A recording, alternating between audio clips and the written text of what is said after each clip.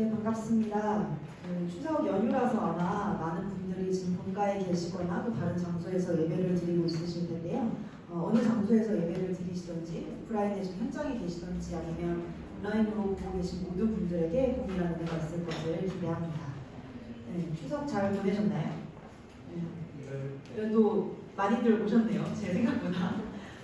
저희는 시댁은 오산이고 저희 동탄집에서 15분 거리에 있는 오산이고 친정은 그때마다 모이는 곳이 다르긴 하지만 이번에는 이제 서울에서 다 같이 친정 식구들이 모여가지고 저희는 목요일에 모든 것이 끝났습니다. 연휴 첫날이었던 목요일 점심과 저녁에 모두 다 끝나서 저희 이제 금요일부터 다 화요일까지 아마 남은 여정은 심지어군을 어떻게 엔터테인 해줄 것인가 저희 모든 목적이 거기에 가 있고요.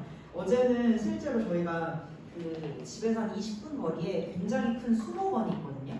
수목원을 다녀왔는데 진짜 크더라고요. 저희가 입장료를 어른 둘이니까 3,000원을 내고 아이는 공짜라서 그냥 들어갔는데 와, 이렇게 어마어마한 수목원을 우리가 3,000원 내고 돌아와도 되나 할 정도로 굉장히 잘 되어 있고 그 안에 이렇게 뭐 전시실 같은 것도 돼 있고 뭐 온실도 레노베이션하고 뭐 테마별로 이렇게 뭐 그 미루가 있는 그런 것도 있고 해서 되게 재밌게 잘 다녀왔습니다. 그래서 저희가 그런 걸 경험할 때마다 저희 돌아오면서 그 얘기를 했거든요.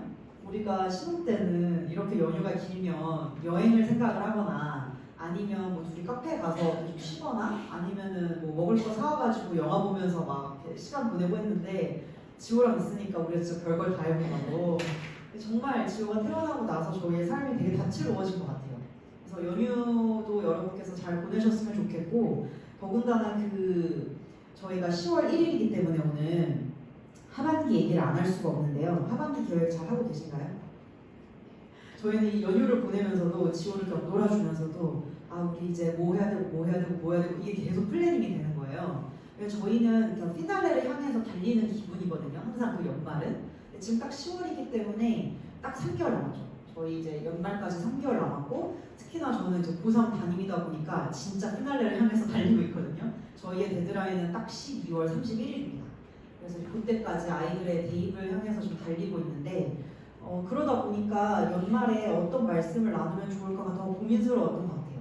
그러니까 저한테 연말이 가지는 의미가 크다 보니까 어떤 말씀을 나눠야 우리 전체에게 좋을까? 저희가 전체적으로 준비하고 있는 수련회도 있고 또 작년에 크리스마스 행사를 저희가 너무 즐겁고 행복하게 잘 했기 때문에 올해도 뭐 동일하게는 안 하겠지만 그러한 방향으로 영웅권을 도울 수 있는 그런 방향으로 저희가 할 거라서 그것들 준비를 하는 와중에 저희는 캄보디아도 계속 이제 연초를 놓고 기도를 하고 있고요. 그래서 어떤 것들로 우리가 스스로 구비되면 좋을까라고 생각했을 때 우리가 속사람을 강건하게 만드는 거 외에 더 있을까라는 생각을 하게 되더라고요. 그래서 저희가 10월, 11월, 12월은 계속해서 우리의 속사람 자체를 강건하게 만드는 일들을 할 겁니다. 우리가 속사람에 대해서 잘 아는 것이 중요할 텐데요. 속사람은 우리가 교회에 오지 않았다면 한 번도 들어보지 않았을 단어 중에 하나입니다. 속사람. 우리가 흔히 알고 있는 자아는 우리가 보통 겉사람이라고 많이 표현을 하죠. 우리가 생각하는 나의 외모, 내가 가지고 있는 조건, 그게 학력일 수도 있겠고요. 나의 재력일 수도 있겠고 그 모든 건 나를 둘러싸고 있는 껍데기입니다. 나의 겉사람이죠. 근데 진짜 나는 영이고 우리는 그 영에 대해서 속사람이라고 부르고 숨은 사람, 마음에 숨은 사람이라고 표현을 합니다. 우리는 대부분 세상을 살아갈 때는 겉사람에 더 많이 치중해서 살아가는 거예요. 오늘 내가 뭐 입을까? 내가 이번에 연봉이 얼마나 오를까? 내가 어떤 집에 살면 좋을까? 하는 것들, 나를 둘러싸고 있는 것에 많이 살아가죠. 근데 진짜 우리가 집중해야 될 것은 나의 진짜 사람, 속사람입니다. 결국 그것이 우리에게 남는 것이고 우리 그런 얘기를 많이 하잖아요. 최근에 제가 운동을 시작을 했는데요. PT를 시작을 했는데 제가 어떤 동작을 할 때마다 트레이너분이 놀라세요. 이게 안 되세요? 이것도요? 거의 다 못해요. 수행을. 왜냐면 운동을 안 했던 건 아닌데 일단 출산을 하고 나서 체력이 되게 약해진 것도 있고 그러니까 무게를 거의 아무것도 못 들고 그리고 몸이 유연하지 않다 보니까 이 가동 범위가 너무 좁은 거예요. 그러니까 응당 할 수 있는 건데 저는 너무 뻣뻣한 거죠. 그 중에 하나가 지금 제 어깨거든요. 이렇게 되어 있잖아요, 머리. 이거를 매번 이제 펴주고 계신데 키가 커질 거라면서 회원님 정도면 키도 커질 수 있는 어깨라면서 근데 이제 이거를 하다 보니까 제가 뭘 느끼냐면 아, 내가 자세가 되게 별로였네? 라는 걸 되게 많이 깨닫고 있거든요. 저는 거울도 평소에 잘 안 보다 보니까 이거를 인식하고 거울을 보니까 제가 너무 이러고 살고 있는 거예요. 근데 사실 우리가 지금은 내 눈, 내 코, 내 비율 막 이런 것들 생각하잖아요. 외모라고 했을 때. 근데 결국 우리가 나이가 들고 들어서 아 되게 멋지게 나이가 드셨다라고 하는 분들 보면 되게 정정하시고 꼿꼿하신 분들이거든요. 대부분. 그러니까 그쯤 되면 아 저분 너무 진짜 비율이 좋아 이런 것도 우리 별로 안 본 거잖아요. 할아버지 할머니에게 뭐 아 진짜 피부 하얘서 너무 좋으시겠다 이런 것들 별로 없잖아요. 오히려 그때 되면 허리가 딱 곧게 서 계신 분들, 그냥 몸에서 전체적으로 풍겨져 나오는 어떤 자세에서 나오는 세련됨이나 우아함 이런 걸 되게 우리가 높게 사게 됩니다. 근데 결국 우리가 조금 더 지속되는 가치에 계속 무게중심을 두기 마련인데 우리에게 정말 지속되는 가치는 뭘까? 나를 둘러싸고 있는 가치들일까? 아니면 평생 나와 함께하는 나의 속사람의 가치일까? 를 생각했을 때 당연히 답은 속사람입니다. 내가 지금 가꾸는 나의 속사람, 결국 나의 성품이 될 것이고 내가 얼만큼 지혜로운가, 성숙하가 될 것인데 그것들은 사라지지 않죠. 그것들은 계속해서 더해집니다. 근데 우리가 속사람이라고 할 때 두 가지 측면에서 저는 말씀을 드리고 싶은데요. 하나는 그 성숙도 그 자체. 그러니까 속사람도 사람이기 때문에 계속해서 성장합니다. 만약에 우리가 아직 뭐 예를 들어서 17살이라면 17살에게 계좌를 다 쓸 수 있는 권한을 주진 않잖아요. 아직 나이가 어리기 때문에. 근데 27살이 됐는데도 엄마 아빠가 다 통장을 가지고 있다면 약간 얘기를 해봐야 됩니다. 왜냐하면 실수를 하더라도 그는 계속해서 자기 거를 관리하면서 성장을 해야 되니까요. 그러니까 그 사람의 성숙도의 수준에 따라 그 사람이 얼마큼 잘하는지에 따라서 맡겨지는 책임들이 다르죠. 마찬가지로 우리 속사람도 얼마큼 그 사람이 잘하느냐에 따라서 할 수 있는 영역들이 달라집니다. 근데 우리가 아무리 27, 37이 됐더라도 내 컨디션이 좋지 못하면 내가 원래 할 수 있는 것만큼 못하는 거죠. 쉽게 말해서 아무리 내가 국가대표 역도 선수여도 내가 일주일 정도 굶으면 나는 그 무게를 들 수 없는 겁니다. 원래 그냥 일상적으로 들었던 무게를. 내가 아무리 많은 성장을 거둬서 내가 영적으로 많이 성숙한 사람일지라도 내가 계속해서 영적으로 뭔가 공급이 안 되고 있는 상태라면 내가 계속해서 주님과 교제가 뭔가 메말라 있고 내가 말씀을 듣지 않은 지가 이미 상당 부분 시간이 지났고 한다면 그 사람이 이미 알고 있는 것들 결국 그 사람이 알고 있는 건 자신이 어떤 자인지 내가 누구인지 내가 무엇을 할 수 있고 내가 무엇을 가지고 있고 하나님과 내가 어떤 관계인지 이 모든 것들을 정확하게 알고 있고 그것대로 살아가는 것이 결국 그 사람의 성숙도인데 내가 그걸 잘 알고 있더라도 할 힘이 없다면 내 그 체력이 영적인 체력이 지금 받쳐주지 않는다면 그러면 나는 속사람대로 살아가지 못하는 겁니다. 그래서 두 가지 다 중요한 거죠. 내가 계속해서 꾸준하게 자라가는 것과 내 영적인 체력, 내 컨디션을 잘 유지하는 것. 그것이 우리가 말하는 속사람이 건강한 상태를 얘기를 합니다. 속사람이 왜 중요하냐면 결국엔 속사람의 모양대로 살아가기 때문입니다.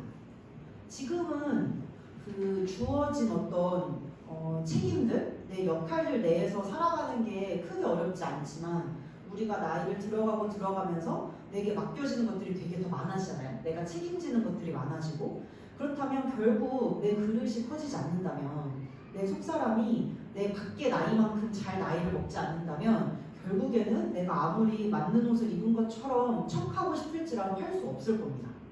제가 지지난주였던가요? 설교했을 때처럼 그 육아하면 발가벗겨지는 기분이라고 딱 그게 제 진짜 속사람을 대변한 것 같거든요. 아, 생각보다 내가 되게 인내를 못하는 사람이구나. 내가 생각보다 내 이 원래 플랜에서 틀어지면 너무너무 스트레스를 받는구나.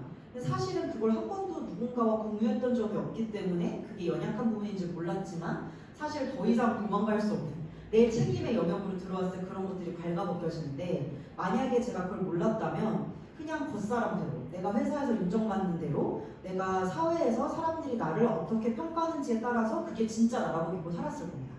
근데 진짜 나의 속사람은 밖에서의 어떤 역할로 규정되는 것이 아니라 내가 얼만큼 나의 바뀌어진 그 새로운 본성대로 살아가는 그 체력들이 준비되어 있고 그 지혜가 준비되어 있는지 우리가 거듭났을 때 새로운 본성을 받지만 계속해서 영적인 성장을 얘기하는 이유는 나의 옛 본성으로 인한 습성들이 남아있기 때문입니다. 내가 새로 거듭났을 때 나의 영이 이미 완전해졌다면 그냥 그걸로 끝났으면 좋았을 텐데 나의 옛 본성으로 말미암은 습성들이 아직 나에게 여전히 있기 때문에 그래서 나의 영과 나의 혼과 육은 계속 괴리가 있는 거잖아요. 마음은 너무 그러고 싶은데 하루만 더 쉬고 마음은 내가 진짜 기도하고 말씀 읽어야 될 것 같은데 그래도 너무 피곤하니까 유튜브 1시간만 볼까? 이 괴리 결국 내가 정말로 원하는 바를 내가 끝까지 하지 못하게 하는 우리는 그거를 끝발이 없다, 뒷심이 없다라고도 표현하지만 사실은 정말로 내가 아는 것과 내가 행하는 게 일치되지 않은 상태인 거죠. 우리가 그 핸드폰을 생각하시면 편할 것 같아요.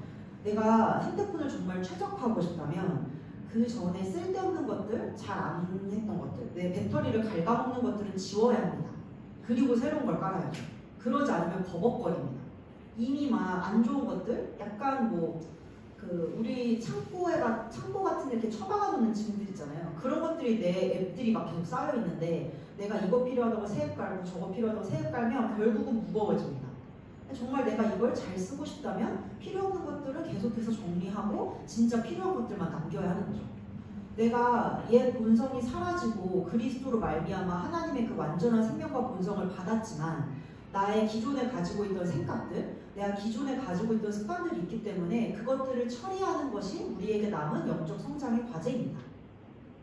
우리가 그 새로 거듭나신 분들, 특히 청년 시기에 믿게 되신 분들이 가장 어려워하시는 것 중에 하나가 술 끊는 거거든요.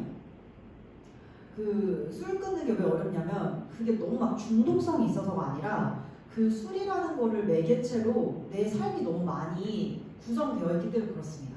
내가 친구들과 함께 보냈던 그런 좋은 추억들, 내가 회사에서 술 한잔 하면서 그래도 허심탄회하게 얘기하면서 풀었던 것들, 이런 여러 가지의 그 추억들과 나의 좋은 경험들이 켜켜이 쌓여있다 보니까 그냥 술 취하지 말라는 그 구절 하나 때문에 내가 이걸 다 포기해야 돼? 그러고 싶지 않은데 이제 그게 사실은 나의 본성과 일치하지 않고 있는 습성인 건데 내가 거듭나기 전에 나의 그 습성들이 너무 강했기 때문에 계속 뭔가 거슬리는 거죠.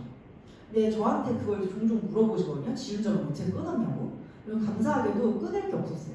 애초에 저는 초등학교 때부터 이 교회 왔기 때문에 명확하게 그냥 술을 안 먹는 거로 시작을 하고 먹지 않았기 때문에 그 어떠한 그 좋은 경험도 없거든요. 저한테 유일하게 술에 대한 경험은 뭐냐면 제가 고2 때 고3 언니들과 함께 제가 하는 운동이 있어가지고 그 운동 경기를 하러 일본에 간 적이 있습니다. 그때 숙소를 잘못 잡아서 체육 선생님이 빠칭코 거리에 고등학생들 숙소를 잡으신 거예요. 그래서 올라가는 길마다 이제 호객행위를 하시는 거죠. 근데 저희 언니들이 다 이렇게 성숙하신 얼굴이어가지고 언니들이 가면서 편의점을 다 봤는데 편의점 다 뚫리는 거예요. 그래서 술을 이제 다 사오신 거죠. 저는 이미 그때 제 기억으로는 이미 베트남, 라오스 선교여행을 갔다 왔어요. 한껏 충만해졌어요. 그러다 보니까 술을 굳이 먹고 싶지도 않은데 근데 어쨌든 다 같이 있는 자리가 좀 막내였기 때문에 착석을 했는데 이제 모르잖아요. 자기 주량을 고등학생들이니까 다 껄라가는 거예요. 모든 선배들이.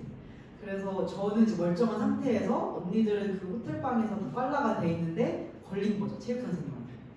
이게 적당히 취했으면 혼났을 텐데 너무나 인사불성이 되어서 체육 선생님이 먹으시면 제가 언니들 이제 방키를 다 가지고 열고 넣어놓고 이걸 다 한 겁니다. 그래서 저는 그때부터 진짜 먹지 말아야지가 된 거예요. 그러니까 이 맨정신으로 술자리를 계속 경험하니까 이게 학교 가서도 그렇고 직장 가서도 그렇고 꼭 가야 하는 술자리들이 있잖아요. 그때마다 저 사람 저번에 실수한 거 어떡하려고 저러지? 하는 것들만 저 오히려 쌓이다 보니까 술을 왜 먹죠? 술이 왜 먹고 싶죠가 된 거죠. 그냥 다행히 저는 진짜 은혜로 그렇게 시작을 했기 때문에 본성과 습성의 괴리가 크게 없었습니다. 근데 모든 분야가 그렇진 않고요. 저 역시도 이 괴리가 있고 그거를 줄여나가는 분야가 있는데 어떤 거냐면 역시 이거는 예시기 때문에 사람마다 다를 겁니다.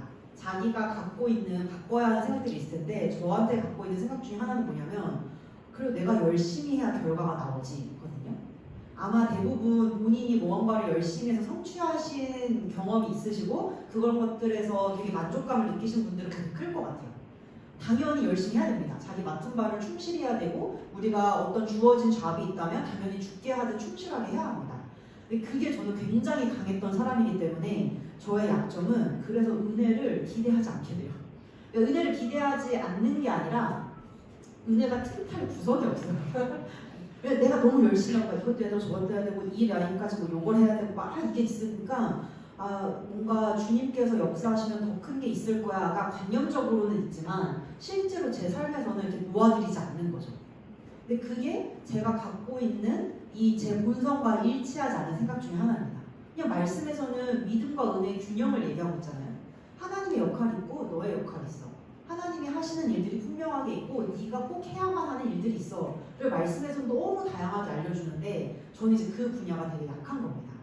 근데 이렇듯 우리가 계속해서 내 이 거듭난 영답게 살아갈 수 있도록 내 속사람이 강건해지도록 해야 할 일들이 있습니다. 그거에 대해서 로마서 12장 2절은 뭐라고 얘기하냐면 이 세대를 본받지 말고 마음을 새롭게 함으로 변화를 받으라고 얘기하고 있습니다. 세대를 본받지 말고 라고 했을 때 이건 세상에 있는 어떤 기조, 세상의 흐름을 따라가지 말고 마음을 새롭게 한다라는 건 생각을 새롭게 하는 거고 우리는 생각을 하나님의 말씀으로 새롭게 하죠. 그렇게 할 때 변화를 우리는 일으키는 것이 아니라 받는 것입니다. 변화가 자연스럽게 일어나는 거죠. 세상을 본받지 말라고 했을 때 저는 우리 나이 또래 사람들이 세상을 따라가기 쉬운 게 뭐가 있을까? 저는 세 가지가 떠올랐거든요. 하나는 외모, 또 하나는 재력, 또 하나는 커리어. 이 세 개가 우리에게 세상의 기준이 끊임없이 정보로 쏟아지는 분야인 것 같아요. 외모에 대해서 제가 이번 주 묵상하면서 굉장히 흥미로운 구절을 발견했는데 베드로전서 3장 3절입니다. 같이 고백할까요? 시작! 너희는 머리를 닦고 금으로 치장하거나 옷을 입는 외모로 단장하지 말고 오직 마음에 숨겨진 사람을 썩지 아니하는 것 곧 온유하고 고요한 영으로 단장할지니 그것은 하나님 보시기에 매우 값진 것이니라. 아멘. 여기에서 오해하지 않으셨으면 좋겠는 건 외모를 신경 쓰지 말아라가 아닙니다. 그러니까 거기에 너무 많은 너의 인생을 쏟는 것이 아니라 진짜 중요한 건 너의 숨겨진 사람, 마음에 숨겨진 사람, 속사람을 네가 잘 단장하는 거야. 네가 외모를 단장하는 것보다 훨씬 더 많은 너의 에너지와 시간과 수고를 들여야 하는 건 너의 마음의 그 숨은 사람, 너의 속사람을 단장하는 거야. 라고 이렇게 쓰여져 있다는 거를 그전에는 몰랐던 것 같아요. 왜냐면 그 앞에 그치 나는 별로 외모 신경 안 써 하고 넘겼거든요. 근데 진짜 여기서 주님께서 하고 싶었던 얘기는 너 자꾸 외모 가지고 그러지 마가 아니라 너의 영을 단장하는 게 너무 중요해.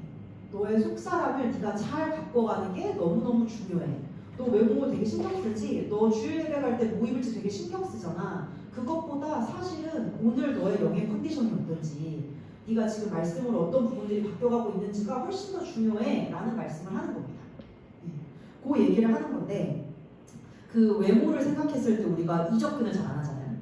그것도 중요한데 근데 오늘 뭐 입지? 왜 맨날 입은 옷이 없지? 라는 생각을 늘 하고 우리가 외모에 대해서 막 비율이 어떻고 뭐 눈, 코, 입이 어떻고 머슬이 어떻게 붙어야 되고 이런 것들을 생각하지만 사실 제가 미국 가서 되게 충격받았던 건 제가 그때 8kg가 쪘는데요.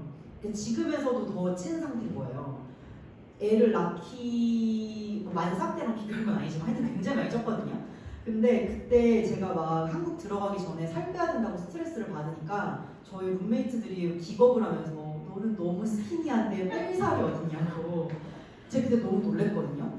얘는 지금 놀리는 건가? 얘는 너무 진심인 거예요. 너무 뺄 살이다. 너 지금 너무 뷰티풀하다. 근데 제가 그 얘기를 듣고 약간 풀어졌어요. 그리고 공항에 갔는데 저희 엄마 아빠가 저를 못 알아보시더라고요. 근데 이게 정말 한국만 해도 외국과 기준이 다르잖아요. 우리가 계속해서 기준을 내 주변 사람들이 뭐라고 하는지 세상에서 나는 어느 정도 위치에 맞추고 살면 얼마나 하나님께서 말씀하시는 것과는 동떨어져 있겠어요. 우리가 다른 문화권에 가도 내 평가가 이렇게 달라지는 거예요. 재력, 커리어도 마찬가지입니다. 제가 충격적인 글이 하나 있었는데 인터넷 최근에 본 게 한국 중산층의 기준이라며 뭐 외국어를 어떻게 해야 되고 해외여행을 얼만큼 해야 되고 취미생활이 뭐가 있어야 되고 자가로 뭐가 있어야 되고 뭐 예비금으로 얼마가 있어야 되고 이 기준들이 있더라고요. 이게 중산층이야 라고 말하는 그 어떤 인스타에서 본 짤이었는데 what? 막 이러면서 봤어요. 왜냐면 와 우리는 중산층도 못 되네? 막 그랬거든요 제 남편이랑. 근데 저희 부부가 스스로를 생각했을 때 우리가 부족한 게 있나? 전혀 없거든요. 저희는 살아가는데 부족함이 1도 없고 저희가 부족하다고 느끼는 건 우리가 도와주고 싶은 사람은 훨씬 더 많은데 우리가 도와주고 싶은 액수는 훨씬 큰데 지금 딱 우리 수준에서 맞는 금액을 생각했을 때 우리가 도와줄 수 있는 사람의 수를 생각했을 때 요거를 좀 넓히고 싶다. 이게 저희가 생각하는 부족함이지 우리가 정말로 생각할 때 우리는 평균 이하야. 혹은 우리는 평균 이상이라서 참 괜찮아. 우리 이 정도로만 살았으면 좋겠어. 이거는 아니거든요. 그러니까 그게 결국 세대를 본받는 거죠. 세상의 기준에서 내가 지금 어디에 있는지.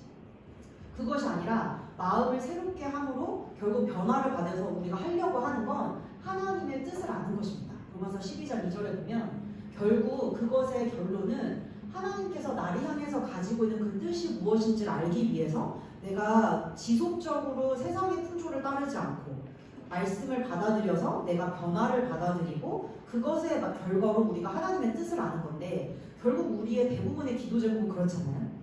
내가 중요한 결정을 할 때도 기도를 하지만 내가 계속해서 기도하는 바는 결국은 하나님께서 나의 인생을 잘 인도해 주시기를 바라고 내가 그 인도를 놓치지 않기를 바라기 때문에 우리가 계속해서 기도를 하는 이유가 굉장히 큰데 근데 우리가 그렇게 기도에 쏟는 시간을 정말 더 효율적인 열매를 맺는 시간으로 쓰고 싶다면 사실 이 과정이 함께 되어야 되는 거죠.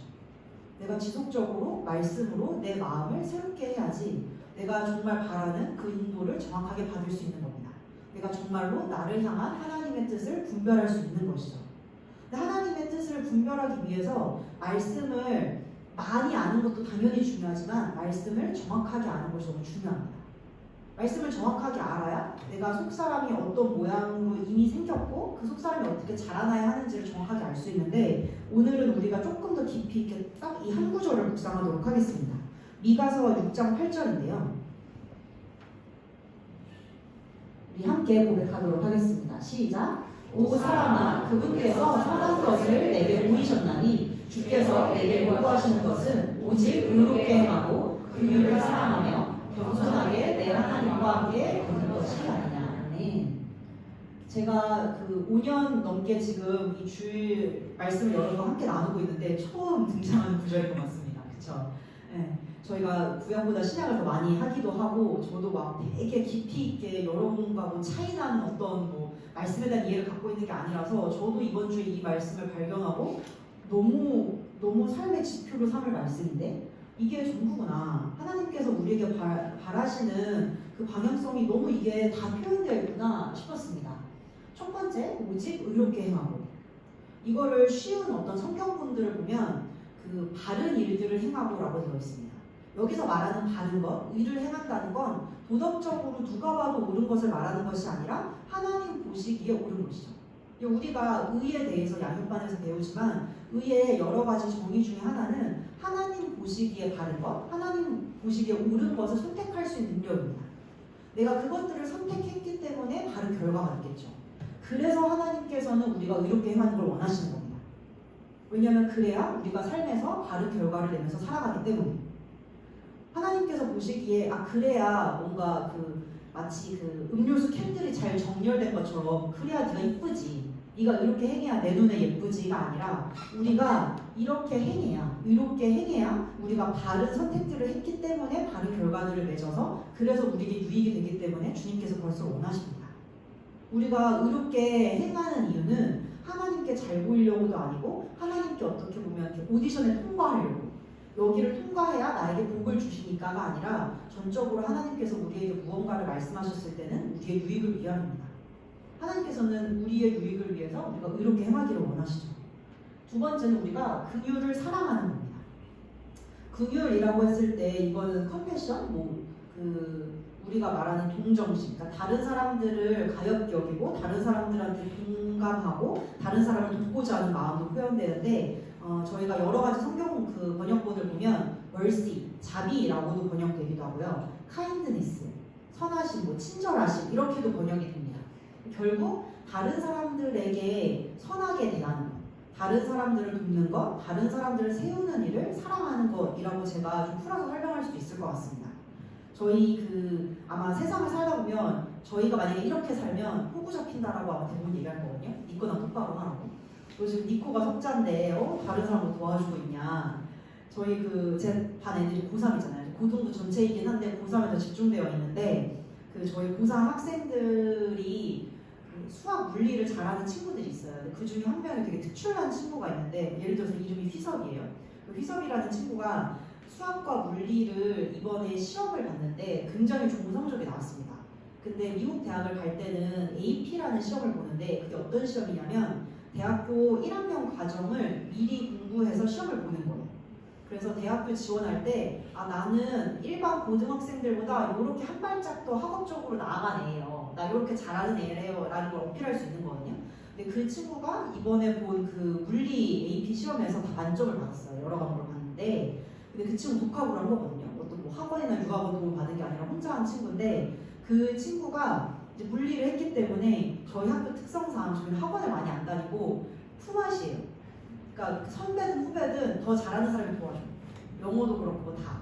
이제 그렇게 특출난 애가 있으니까 얼마나 다 이 친구한테 수학과 이 과학들을 물어보겠어요.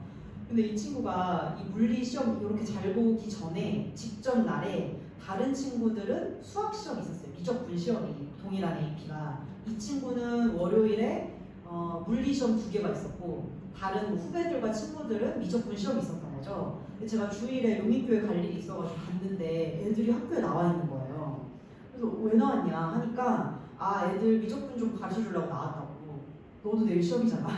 쌤 저는 괜찮아요 이러면서 가는 거예요. 그래서 마음에 괜찮냐고 이게 괜찮겠니? 너 지금 고3이라서 다음 주에 수 없는데 근데 생각해보면 너무 예쁘잖아요. 어차피 뭐 그 전날 그거 뭐 한다고 성적이 달라지겠어요? 근데 자기가 봤을 때 친구들은 지금 질문 대답해줄 사람 필요하니까 와가지고 애들 모의고사 자기가 풀리고 있는 거예요. 야 니네 시험 봐 하고서 자기 저녁 먹으러 가더라고요. 자기 저녁 먹고 올 동안 풀고 있으면 자기가 채점해주고 모르는 거 봐주겠다고.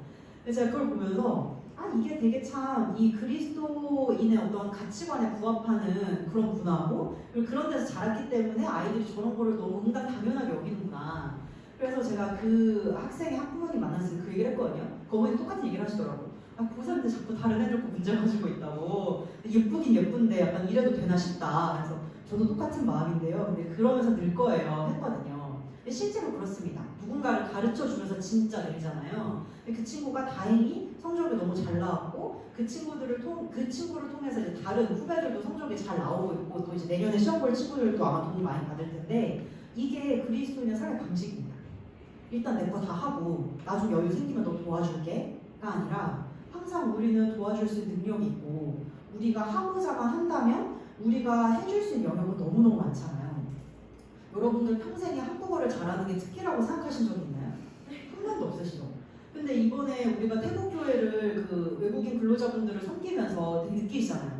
나 진짜 네이티브잖아. 나는 내 평생 영어 네이티브만 부러우면서 살았는데 찐 네이티브가 나였다. 이렇게 생각하실 수 있잖아요.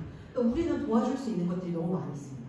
근데 우리가 세상의 풍조를 따른다면 나 지금 시험 이때까지 뭐 있으니까 나 그때까지 아무것도 안 할 거야. 나 건들지 마. 이게 대부분의 스타일이고 나 프로젝트 이거 할 때까지 나 아무것도 못해. 나 뭐 할 때 나 지금 이거 나한테 너무 중요하니까 나 다른 사람 지금 못 도와줘.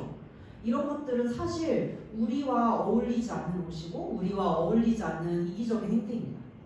우리는 누군가를 돕기 위해서 사실 존재하고 우리가 계속해서 성장하는 이유도 거기에 있고 우리가 그렇게 다른 사람들의 필요를 채울 때 진짜 그들에게 필요한 예수 그리스도를 전할 수 있습니다. 세 번째는 겸손하게 하나님과 함께 걷는 것입니다. 그 겸손에 대한 생각들이 아마 조금씩 다양하실 텐데요. 결국 겸손과 대척점에 있는 것은 교만이고 이 겸손과 교만을 가르는 건 결국은 얼만큼 하나님 중심적인가 나 중심적인가입니다. 우리가 생각하는 겸손은 예의 바른 거잖아요. 그리고 막 내가 의수되지 않는 것. 물론 그것도 겸손의 한 모양 중에 하나겠지만 우리가 말씀에 근거한 겸손의 모양을 봤을 때 그건 언제든지 내가 하나님의 생각, 하나님의 어떤 인도하심, 하나님의 방식과 내 것이 충돌할 때 언제든지 내 걸 내려놓을 수 있는 것이 겸손입니다. 왜냐하면 그렇게 내려놓는다는 건 내가 하나님의 길이 항상 더 좋고 내가 항상 더 신뢰할 만하고 항상 나에게 더 유익이 된다는 걸 믿기 때문에 내가 그 길을 순종하는 거잖아요. 그냥 종교적으로 내가 복종하는 것이 아니라 나는 전혀 하고 싶지 않지만 내가 그냥 따라가려고 애쓰는 것이 아니라 내가 하나님의 선하심을 믿기 때문에 앞에 사람은 항상 나의 유익을 구하는 걸 알기 때문에 내가 자원하는 마음으로 순종하는 겁니다. 그게 우리가 말하는 겸손의 모양인 거죠. 그것과 반대되는 것이 교만입니다. 교만은 우리가 흔히 생각하는 막 으스대는 것, 오만한 것 또 한 종류겠지만 또 다른 아주 교묘한 그 모양의 교만은 뭐냐면 낮은 자존감입니다. 얼핏 보면 겸손해 보이는 거. 그렇지만 사실은 그냥 자신이 없는 거고 나는 뭔가 실패 경험이 많고 성취 경험이 없으니까 나는 잘 못해. 나는 그 정도 그릇은 못 돼요. 라고 하는 건 그 역시도 교만인 거죠. 왜냐하면 여기 그러니까 이게 이 끝쪽으로 가서 나는 잘해. 혹은 이 끝에 가서 나는 못해. 두 개가 다 틀렸다라는 이유는 그 무엇도 하나님 관점으로 보고 있지 않기 때문입니다. 지극히 나 중심적인 사고방식인 거죠. 내가 느끼기에 내가 지금까지 경험해 왔을 때 나는 그거를 못해, 나는 그걸 잘해. 근데 우리가 하나님 관점으로, 하나님의 말씀의 관점으로 봤을 때 우리는 흠이 없고 완벽하고 아름답습니다. 하나님께서 나를 그렇게 보고 계시기 때문에 내가 거기에 아멘하고 스스로를 그렇게 바라보는 게 겸손한 사람의 태도인 거죠. 왜냐하면 하나님께서 그렇게 말씀하셨으니까. 내가 그렇게 느껴지지 않더라도 하나님의 말씀이 나에 대해서 그렇게 말하고 있기 때문에 내가 그걸 선택하는 것이 말씀 앞에 겸손한 사람의 태도입니다. 그래서 우리가 말씀 중심적인 사고방식으로 살아갈 수도 있고 여전히 나 중심적인 사고방식으로도 살아갈 수 있고 그것을 우리가 선택할 수 있는 자유의지를 받았습니다. 내가 영적으로 성장하고 싶다라고 결론을 내렸다면 이제는 나 중심적인 사고방식에서 하나님 중심적인 말씀에서 말하는 나는 누구지? 나는 어떤 존재이지? 나는 무엇을 가지고 있지? 나는 그래서 이 땅에서 어떠한 부르심 가운데 살아갈 거지? 나는 하나님께서 어떤 기대를 가지고 만드셨지?를 정확하게 아는 것이 겸손한 그 삶의 첫 번째이고 결국 내가 그것을 꾸준히 추구하면서 살아가는 게 겸손한 태도를 유지하는 것입니다. 그게 겸손하게 하나님과 함께 걷는 것이지 돈 많이 못 버는 거 그냥 뭐 세상에서 진급할 수 있지만 진급하지 않고 짜치게 살아가는 거 그건 겸손이 아닙니다. 그거는 청렴결백도 아니고 하나님께서 원하시는 무조건적인 낮은 자세도 아니고 하나님께서 원하시는 진정한 겸손은 언제든지 하나님 앞에 내 것들을 내려놓을 수 있는 거. 제가 지금 계속해서 고민하고 있는 것이 그거거든요. 제가 갖고 있는 생각 중에 하나가 지난 달 설교에서 생각을 나누면서 나눴던 것 중에 하나가 나는 전업주부로 살 수 없어 이 생각이에요. 왜냐하면 나는 일의 성취감이 너무 커. 나는 전업주부로 살고 싶지 않고 나는 그동안 해왔던 것들이 아까워서라도 그렇게 못하겠어 라는 것들이잖아요. 근데 제가 그 생각에 도전을 한번 받았던 건 근데 만약에 하나님께서 그렇게 말씀하신 건 아직 아니지만 하나님께서 지훈아 근데 너는 너의 지금 가정을 돌보는 게 너의 부르심이고 내가 그걸 위해서 너를 만들었는데? 라고 한다면 제가 지금 다시 어떤 정규 직장에 복직해서 승승장구하고 임원이 된다 할지라도 하나님의 그림에서 벗어났기 때문에 이미 저한테 정말 영 깊숙한 곳에서 올라오는 만족감은 없을 겁니다. 그리고 주님과 대면하는 그 순간에 너는 시킨 그 일을 다 하고 왔니라고 했을 때 뭘 시키셨죠? 라고 대묻겠죠. 왜냐면 저는 이미 전업주부가 싫어라고 귀를 닫아버렸습니다. 근데 제가 집에서 정말 손씻기를 차려주는 것이 저의 부르심이라면 그걸 행복하게 수행하는 게 저는 진짜 만족일 거고 만약에 제가 부름받은 게 이 학교에서 아이들을 계속해서 가르치는 게 부르심이라면 그걸 할 때 제가 행복할 거고 만약에 그 모든 것들을 내려놓고 제가 사역에 전념하는 게 진짜 제 부르심이라면 그걸 해야만 제가 진짜 만족을 하면서 살아갈 겁니다. 근데 이 모든 것들을 제가 인도받기 위해선 이 태도가 필요한 거죠.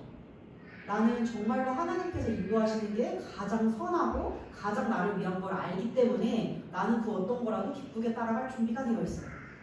그게 겸손하게 하나님과 함께 걷는 겁니다.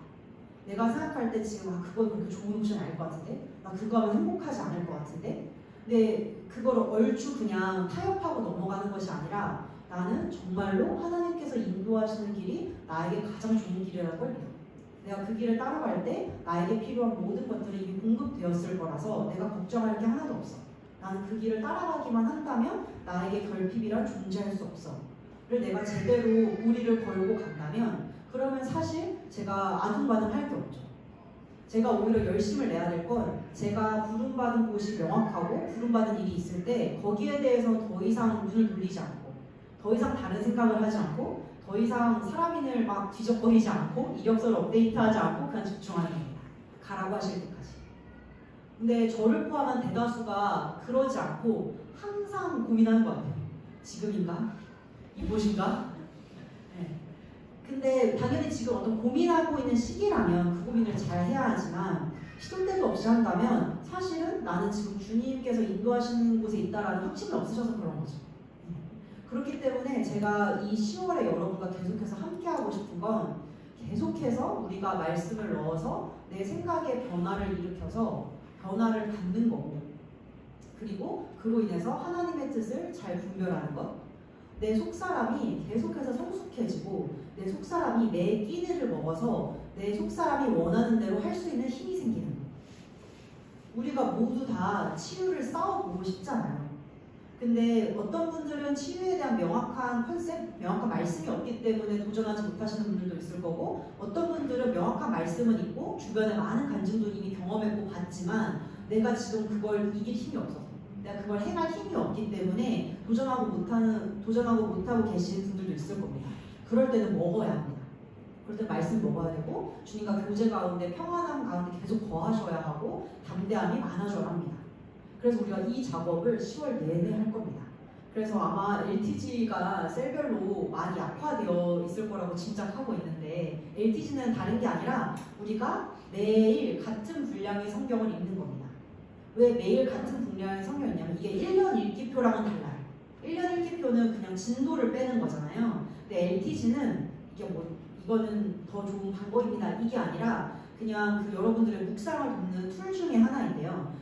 같은 분량의 성경을 반복적으로 읽기 때문에, 예를 들어서 이번 주는 에베소서를 저희가 읽을 건데요. 매일매일 에베소서 6장을 읽기 때문에 우리가 기존에 그냥 넘겼던 부분, 아 이거 전신갑주 오케이, 아 이거 믿음 오케이, 아 이거 바울의 기도 오케이, 이게 아니라 내가 지속적으로 같은 부분을 읽고 묵상하면서 기존에 내가 성령께서 비춰주시지 못했던 부분, 내가 충분히 그 말씀을 묵상하고 주님과 교제하지 않았기 때문에 성령께서 더 깊이 비춰주지 못했던 부분들을 이번 주에 계속 비춰갈 거고, 한 달 내내 그 과정을 지속해서 할 겁니다. 그래서 10월 특히 지금 오늘 열흘 남았고 내일 모레 3일이나 있잖아요. 그래서 직장에 다시 복귀를 하시면 6장 읽는 게 타이트하신 분들도 있을 텐데, 그래도 우리가 화요일까지는 연휴이기 때문에 이 6장을 꾸준히 잘 읽어보셨으면 좋겠고, 특히 제가 이런 것들을 할 때 서신서 위주로 읽는 이유는 서신서는 크게 초신자분들도 이해하기 어렵지 않습니다. 그리고 많은 분들이 익숙하기 때문에 익숙해서 빨리빨리 읽고 치워버리라는 게 아니라 익숙한 만큼 여러분들이 더 깊이 있게 묵상하셨으면 좋겠어서 그렇습니다. 아마 많이 본 구절들이 있을 거예요. 근데 우리가 지금 알고 있는 것보다 주님께서는 우리에게 더 선물처럼 풀어놔주고 싶은 계시가 많이 있습니다. 그래서 여러분께서 추천드리고 싶은 건 에베소서를 매일매일 읽으시고 꼭 그냥 덮고 끝나는 게 아니라 5분이든 10분이든 꼭 방언으로 기도하시면서 정말 성령님과 시간을 보내셨으면 좋겠습니다. 그렇게 할 때 분명히 더 계시되는 부분이 있을 거고, 그렇게 내 생각이 바뀌는 것만큼 내 속사람이 강건해지고 내 삶의 영역이 늘어납니다. 그 과정을 하반기에 잘 보내면서 그렇게 할 때 우리가 더 영향력 있게 많은 사람들을 도와줄 수 있기 때문에 우리가 그 방향으로 갔으면 좋겠고요. 아직 픽스된 건 아니지만 저희가 11월에는 수련회를 아마 할 거고, 12월에는 저희 내부적으로 됐든 아니면 사랑의 대사들과 조인해서였든 크리스마스에 또 영혼 구원을 할 기회들이 있을 겁니다. 그것들을 위해서 우리가 잘 준비가 되었으면 좋겠습니다. 아멘.